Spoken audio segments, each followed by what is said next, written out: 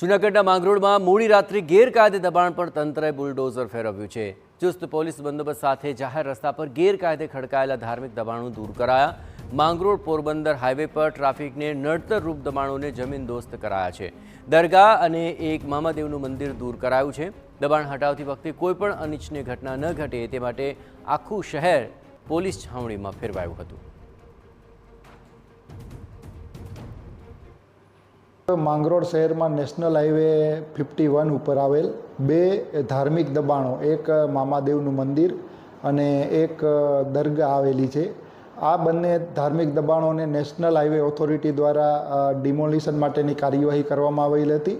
આ ડિમોલિશન દરમિયાન કાયદો અને વ્યવસ્થાની સ્થિતિ જળવાઈ રહે તે માટે જિલ્લા પોલીસ દ્વારા પૂરતો પોલીસ બંદોબસ્ત રાખવામાં આવેલો હતો અને આ ડિમોલેશનની કાર્યવાહી રાત્રે 12:30 વાગે શરૂ કરવામાં આવેલી હતી અને શાંતિપૂર્ણ રીતે આ ડિમોલેશનની કાર્યવાહી પૂર્ણ થવા પામેલ છે।